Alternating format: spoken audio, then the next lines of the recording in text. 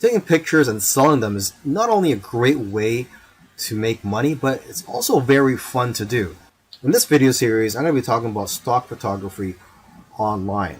And so this is where you upload your photos to stock photography agencies and their websites, and then you would get paid a commission or royalty whenever somebody purchases your pictures from these websites. And stock photography is never going away and will always be in demand.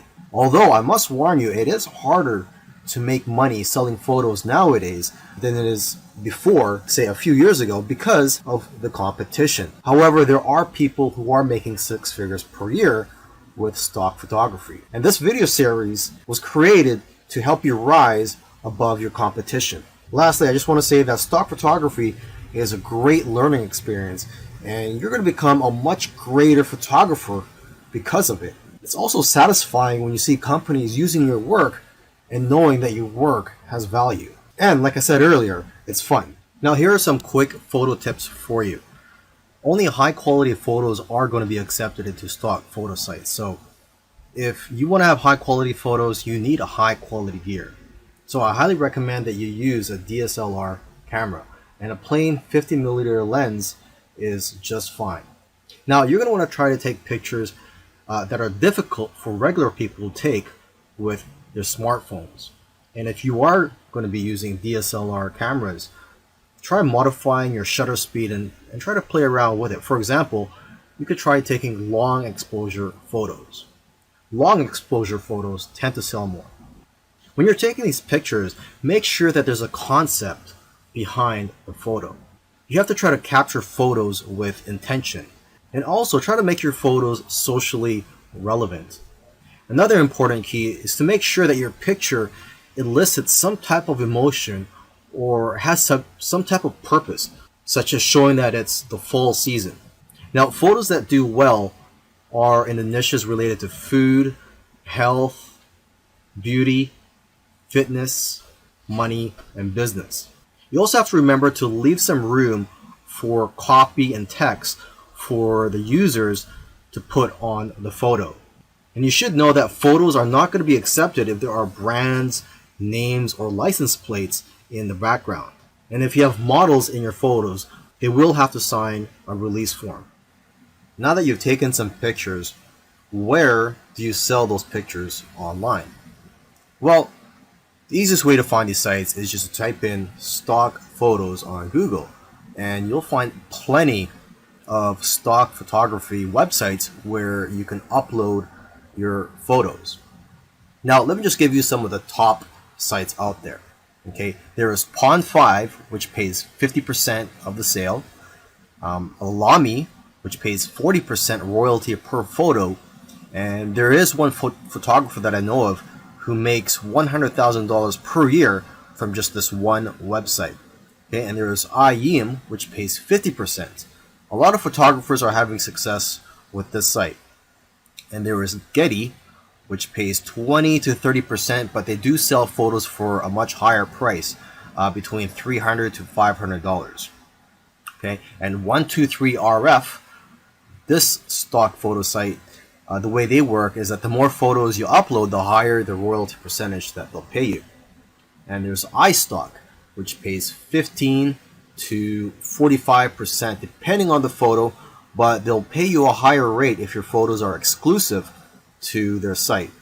And there's DreamsTime, which has a very thorough approval process, but if you do get approved, they'll pay you 25 to 50% royalty and up to 60% if your photos are exclusive with their site. Plus, they'll even pay you an extra 20 cents per photo.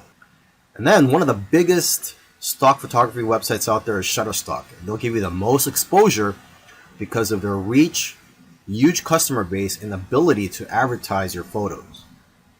And there's Adobe, which will give you almost as much sales but higher sales amounts. And Adobe stock is integrated into the Adobe software. There's iStock Getty Images, which can also get you a lot of sales. Now, what I usually do advise to photographers is to stay away from some of the larger stock agencies, such as Shutterstock, iStock, etc. because they're publicly held companies, and they're more interested in making their shareholders happy and not the individual contributors. They just don't have the incentive to help contributors grow and make more money. However, if you are a beginner, you may want to try out these larger stock agencies just to test out the waters and to gain experience at first. And then you could try out the smaller agencies such as Dreamstime, Stockfresh, etc. The advantage of working with these smaller agencies is that there's less competition for you as a contributor. But then again, everybody is different, so you have to figure out what works for you. And interestingly, I know of somebody who makes more money uploading to free stock photo sites like Pixabay than other stock photo sites, because people have the option to donate to you when they download your photos for free. In the previous video where I spoke about where to sell your photos online, I forgot to mention that you could also sell your photos directly from your phone, and there are a few apps available for that, but the most popular photo app right now is one called Foap. And with Foap, you download it, and I believe it's available both for the Android and the iPhone, and you get 50% of the sale. But you can make more money by joining what they call missions on Foap, and these missions are sort of like projects for brands and other companies. And each mission, if you are to win these missions, they pay a prize for the winning people, and it usually starts at around $50, and usually it can be a lot higher. Okay, now if you want to have success with this app, you want to analyze the photos which have already been sold. So take a look at the sold tab in the explore section of the app.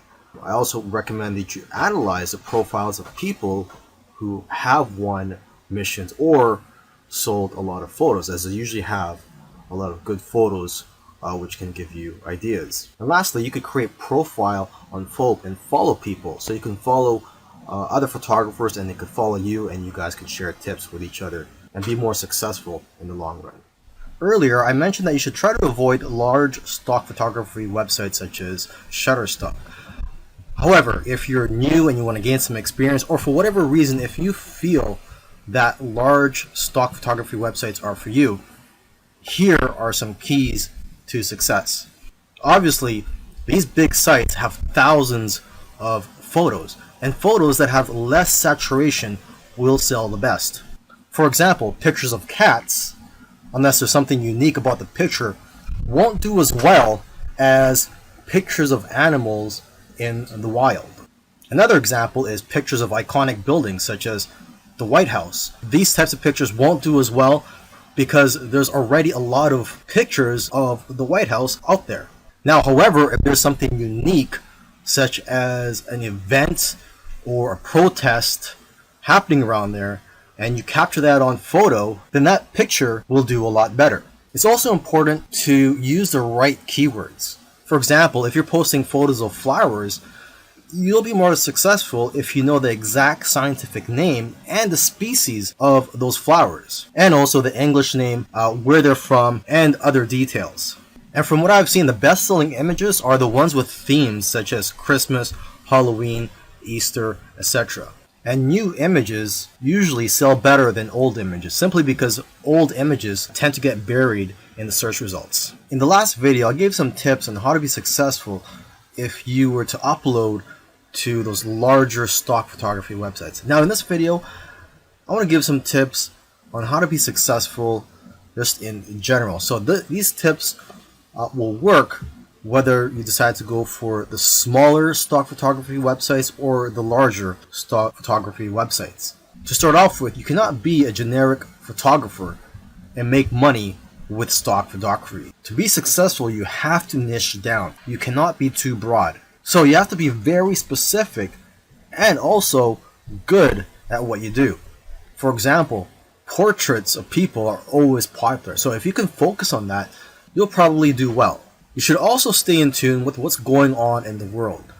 People who are talking about the popular topics of today need images to support what they're saying. And if you are going to be uploading to multiple stock photography websites, you can use an app called Micro Stalker for tracking your sales across multiple agencies. And lastly, if you're consistent, you'll increase your chances of being successful with stock photography. You'll do best if you upload a small amount of photos consistently. Selling your photos on stock photography websites is great. However, there is a lot of competition and it is harder to make money nowadays than it is in the past. So one thing I like to tell people who are involved in stock photography, if they want to take their business to the next level, is to start their own website and just sell photos from your own website.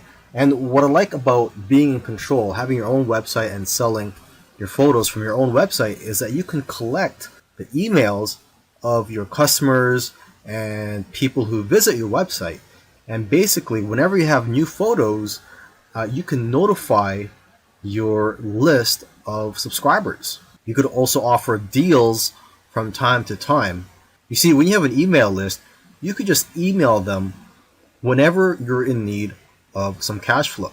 Now, what I recommend you do is, if you are going to start your own website, is to make your website focused on one niche. I know of somebody who made $4,000 in 1 month from his own site. Now, aside from just collecting emails from your customers, you could also collect emails from people who just visit your website. And to entice them to opt in, you can run a contest where if they enter their information, such as their email and their name, they'll be entered to win a photo or a print. Another great thing about building a list of subscribers is that you can build a relationship with your audience and that you're going to get repeat sales in the future. You see, when people buy your photos from stock photography websites, you don't collect their information. So it's not like you could tap their shoulder in the future and say, hey, would you like any of my other photos or my newest photos? This way, with your own website, you could just notify them, like I said earlier, whenever you have new photos or if you have a discount that you're offering. You should also sell prints of your photos from your own website to increase your revenues. Now, if you're scared to start your own website, there are several tools out there that make it very easy for you. And one tool that I highly recommend is called Shopify. One good feature of Shopify is that they will contact somebody who abandoned their shopping cart and they'll get reminded to purchase from you. And there's all types of themes available for you to use from Shopify. And once you have your site up and running, you could use Facebook ads to drive traffic to your site.